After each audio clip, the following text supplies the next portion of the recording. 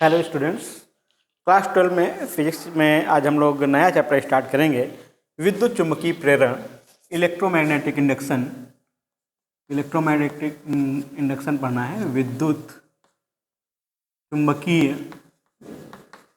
प्रेरण, इस प्रेरण में चुम्बकीय प्रेरण में पढ़ने के लिए सबसे पहले हमें चुम्बकीय फ्लक्स मालूम होना चाहिए। क्या होता है चुम्बकीय फ्लक्स? मैग्नेटिक फ्लक्स क्या है वो उसको पढ़ना है।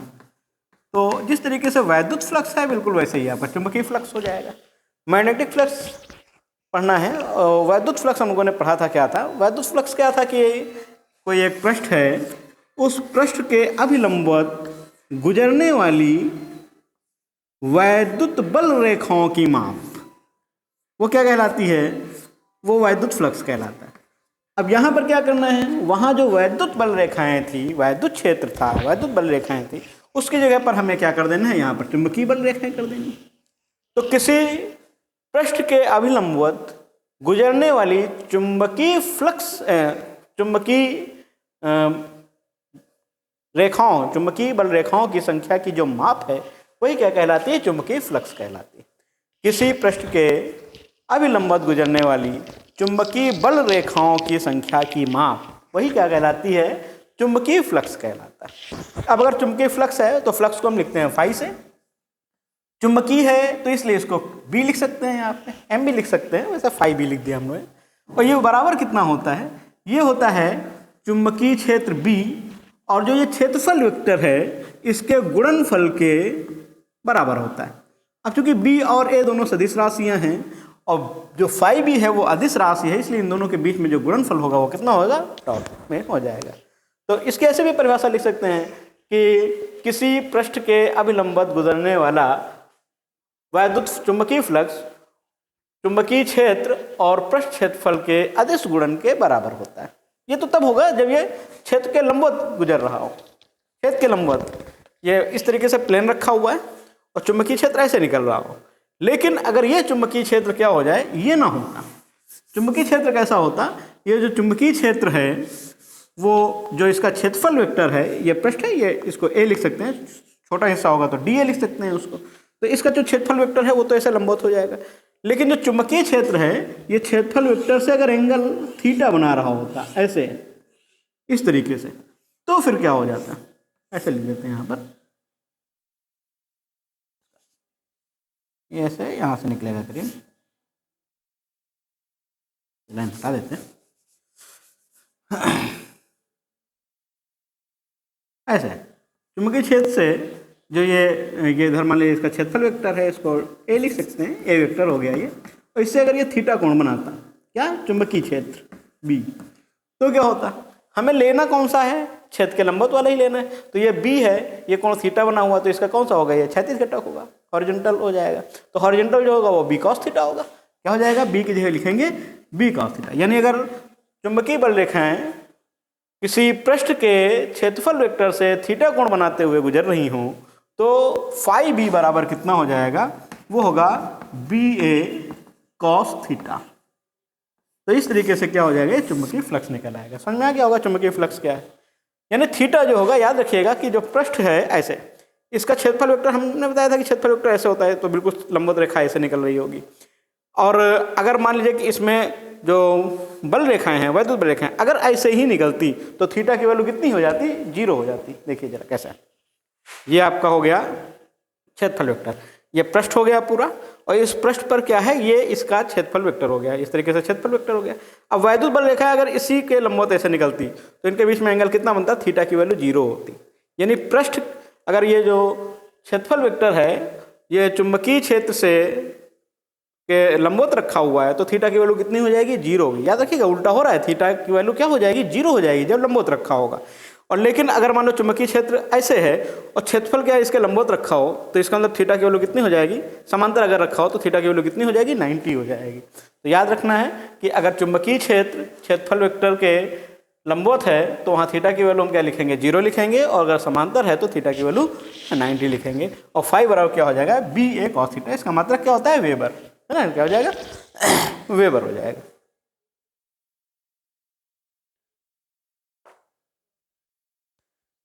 तो इस तरीके से फाई बराबर बी ए कॉस थीटा हम लोग पढ़ लेंगे। इसका मात्रक लिख सकते हैं यहाँ पर, क्या हो जाएगा, वेबर होता है, याद रखिएगा।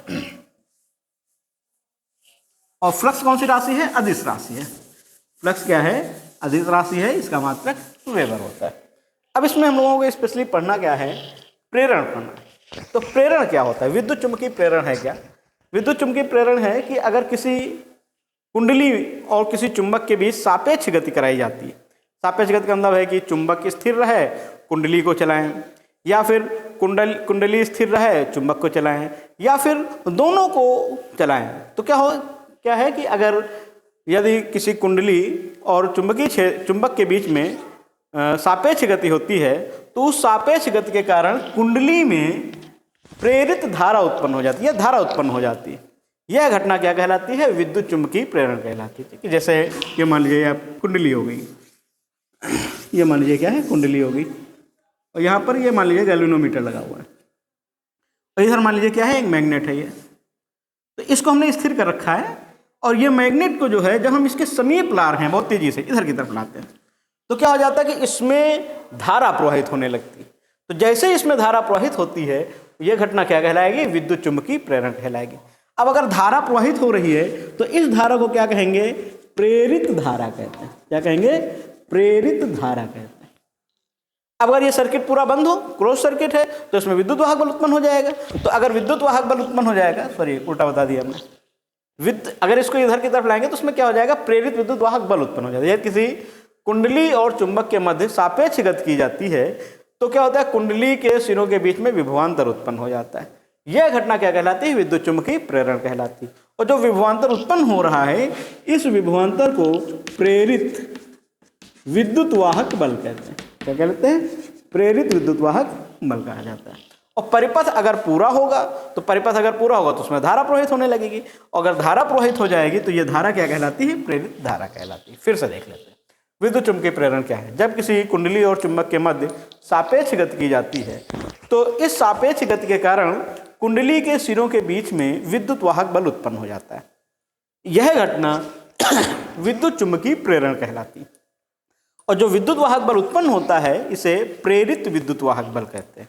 और अगर सर्किट पूरा हो या परिपथ अगर पूरा है, तो इसमें क्या होती है, प्रेरित धारा, यह धारा प्रवाहित होने लगती है। यह धारा क्या कहलाती है, प्रेरित धारा कहलाती है। तो समझ में आ गया होगा कि विद्युत चुंबकीय प्रेरण क्या है। इसके बाद पढ़ना है हम लोगों को लेंज का नियम। लेंज ने क्या नियम दिया इसका, लेंज का नियम है कि जो प्रेरित धारा होती है, यह हमेशा प्रेरित धारा हो या प्रेरित विद्युत वाहक बल, प्रेरित धारा या प्रेरित विद्युत वाहक बल हमेशा उस कारण का विरोध करता है जिसके कारण वह स्वयं उत्पन्न होता है। क्या मतलब है इसका, देखिए जैसे कि ये एक कुंडली होगी। अच्छा, दूसरा चित्र बनाते हैं, उसमें दिखाते हैं।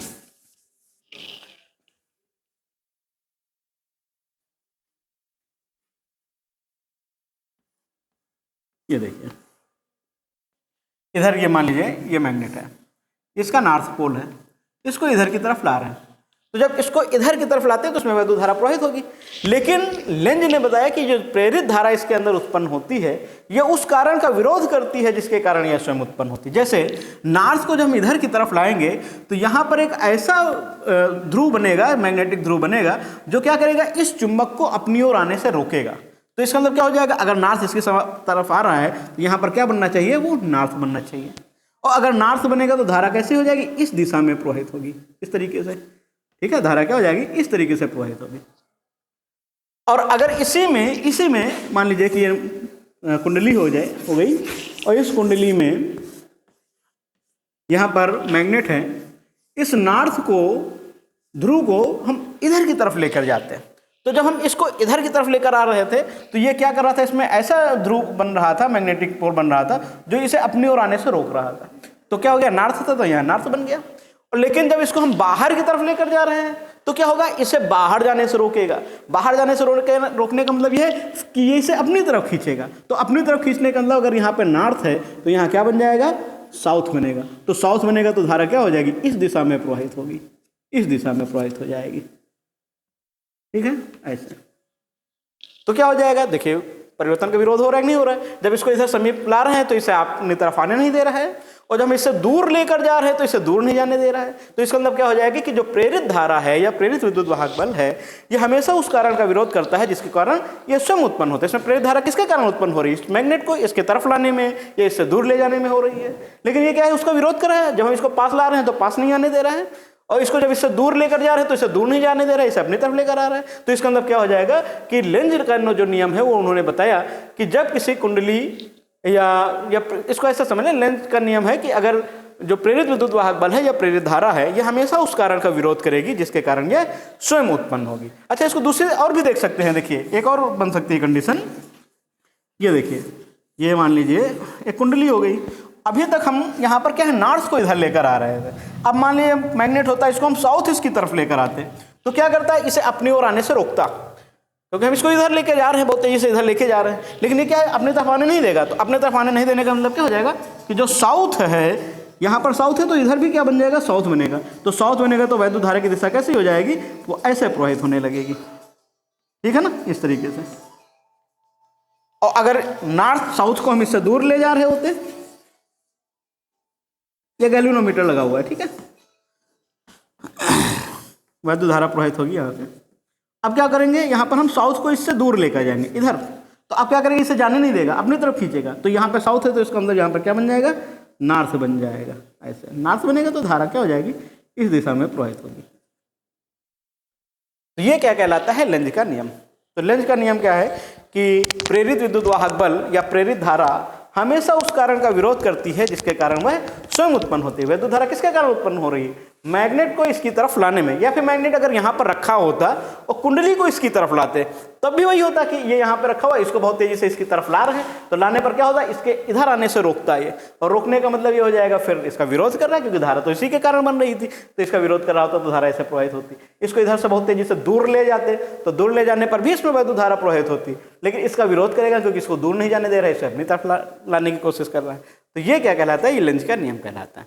और ये किस संरक्षण पर आधारित होगा, ऊर्जा संरक्षण पर। क्यों ऊर्जा संरक्षण पर होगा, क्योंकि अगर ऐसा होता कि इसको जब इधर पास की तरफ ला रहे हैं और कुंडली से अपनी तरफ खींच लेती, तो क्या होता है, एक बार मैग्नेट को हम इधर की तरफ फेंक देते हैं, अंदर उसकी गति होती रहती है, एक बार मैग्नेट को इसके अंदर प्रवाहित कर दे, लगातार बिजली बनती रहती है। लेकिन ऐसा नहीं होता है, क्या करना पड़ता है, हमें एक्स्ट्रा बाहर से काम करना पड़ता है, काम करना पड़ेगा इसको इधर से इधर लाने के लिए। तो ये कौन सा सिद्धांत कहलाएगा, वो ऊर्जा संरक्षण का सिद्धांत को प्रदर्शित करेगा। ये कहलाता है आपका लेंज का नियम। लेंज का नियम बहुत इंपॉर्टेंट है, याद रखिएगा।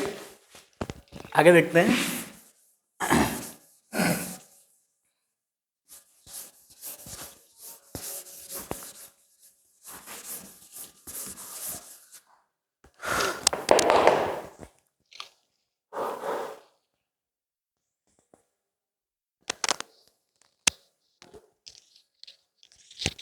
इसके बाद है फैराडे का, ये लिख देते हैं, विद्युत चुम्बकीय प्रेरण के नियम।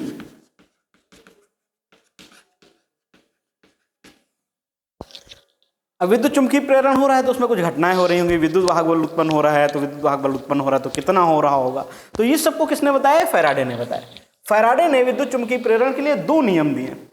पहला नियम क्या है, पहला नियम है, तो पहली बात तो प्रेरण होता क्या है, क्योंकि इन्होंने प्रेरण पे ही दिया। तो प्रेरण क्या है, अभी पढ़ा हम लोगों ने कि प्रेरण क्या है कि जब किसी कुंडली और किसी चुंबक के मध्य सापेक्ष गति होती है, तो इस सापेक्ष गति के कारण उन दोनों उस कुंडली के सिरों के बीच विद्युत वाहक बल उत्पन्न हो जाता है। ये इतना कहा गया है, क्या किसमें है, ये विद्युत चुम्बकीय प्रेरण में।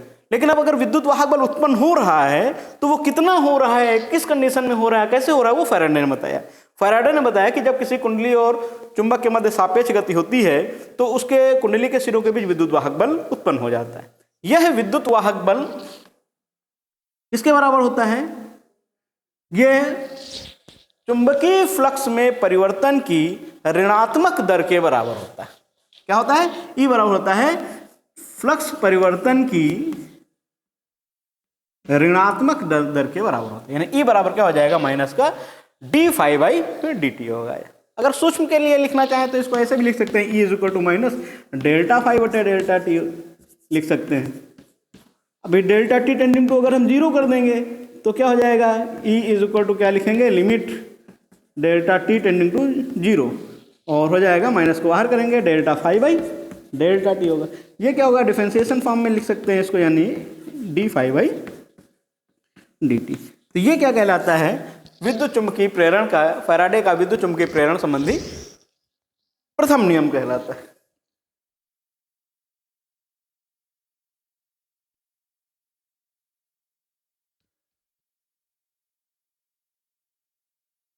तो हो जाएगा ई बराबर माइनस का D five by D T होगा। अच्छा, ये माइनस का क्यों लिखा गया है?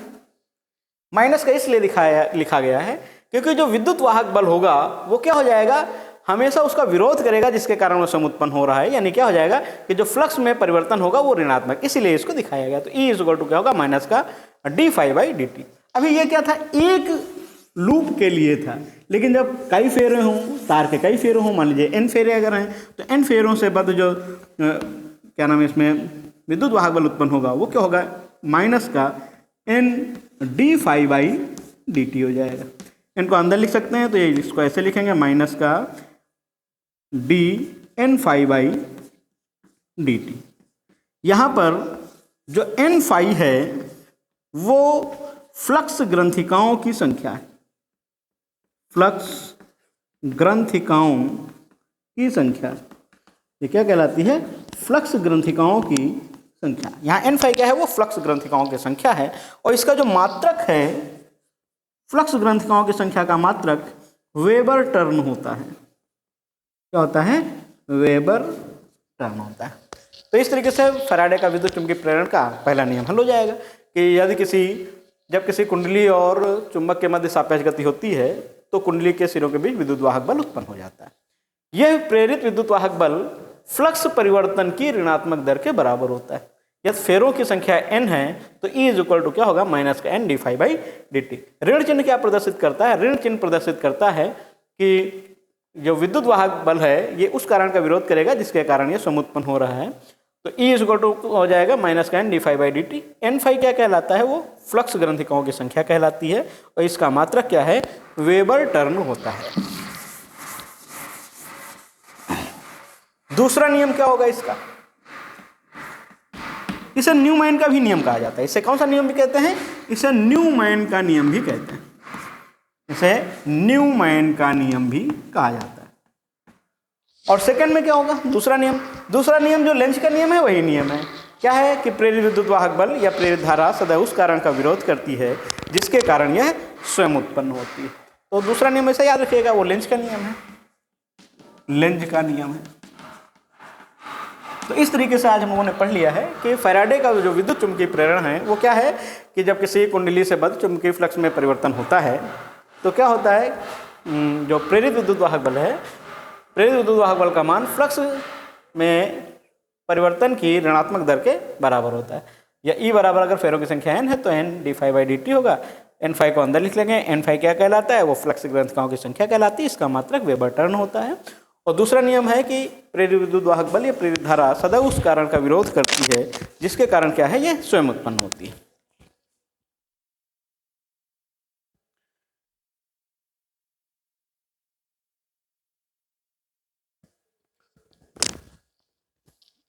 ठीक है, तो आज के लिए इतना ही रखते हैं, ये इसका पहला लेक्चर है, और बाकी जो है वीडियो बना के फिर और देखेंगे। तब तक के लिए ठीक है।